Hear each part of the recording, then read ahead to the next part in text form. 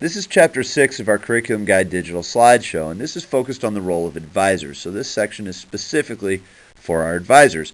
Now, advisors, you know how important your role is in this process, and I would encourage you to go back to the earlier chapter that pertains to your grade level of advisee. We tried to flesh out the whole process with the flowcharts, which our department chairs and our registrar and Ian Watson and Samantha White and others spent a ton of time putting together, so we had a visual representation of each department's curriculum. Also, we've done voiceovers to kind of give each grade level student a sense of how best to fill out those forms and navigate the process going forward.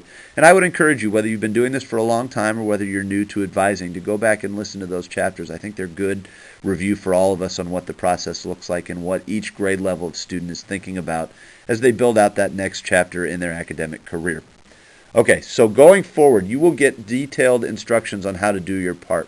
The main point I want to emphasize is that you are responsible for verifying everything each student puts on the form and enters into the portal. Each student that is an advisee of yours, I should say. We use the pre-registration information to make decisions about which courses to run. The data, therefore, needs to be accurate in order for valid decisions to be made. Current grade 8 advisors, keep in mind that you are not just verifying data, but you are entering it as well. Okay, a couple of pieces of information you're going to be given. The first is a list of courses each one of your advisees has taken. This is incredibly important as you move forward and look at course prerequisites. If a course has a prerequisite, please make sure that the student has taken that course before allowing them to sign up for it. That's an incredible first step that we need to keep in mind. The second one is that you also need to check the list of courses they've signed up for against graduation requirements.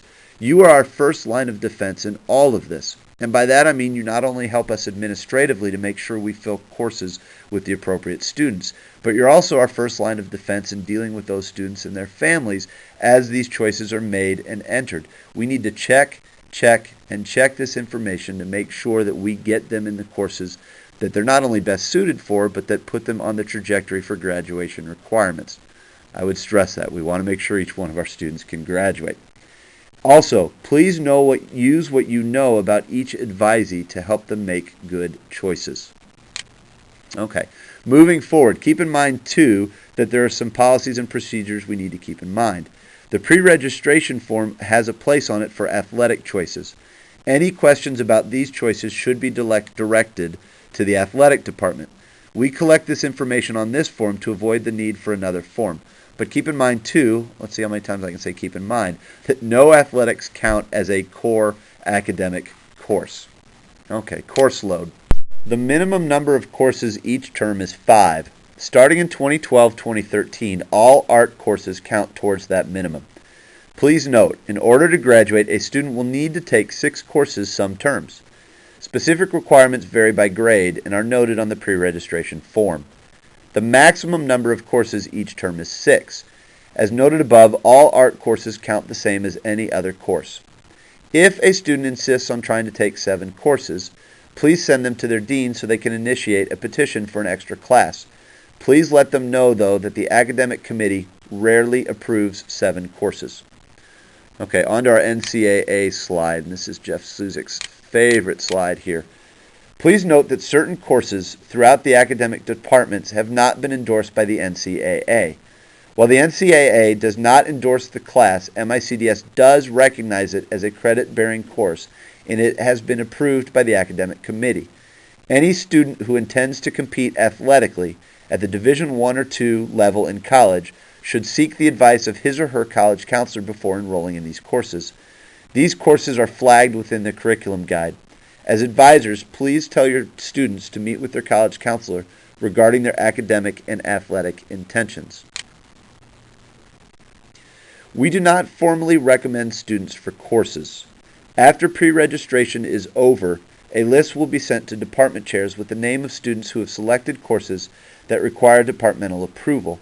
The department chair will then grant or deny approval. The department chair, dean, and/or teacher will notify the student of the decision with a quick comment. Petitions. If a student does not earn approval for a class that requires departmental approval, but wants to request to take it anyway, they must see their dean to start the petition process. Between pre-registration and final registration, each student's proposed program is reviewed by a group consisting of the student's college counselor, dean, registrar, and head of upper school. Now we've got roughly 607 of these, so that's why it's so important that you all do your due diligence as advisors to make sure that as few mistakes as possible get through the cracks. Holding the review at this time gives the dean and/or college counselor time to confer with the student and make changes before final registration.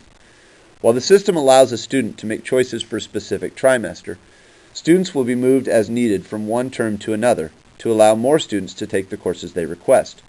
Choosing a particular term for a course does not guarantee that the student will get the course that trimester.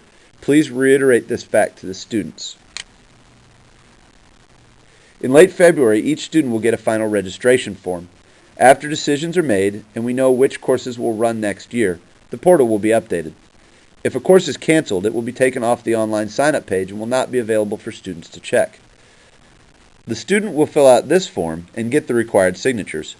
They will enter the data into the portal, and you will check to make sure the portal and form agree.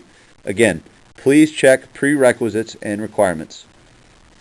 Alternate course choices are required on this form, but are not entered into the portal. This concludes Chapter 6 of our Curriculum Guide digital slideshow.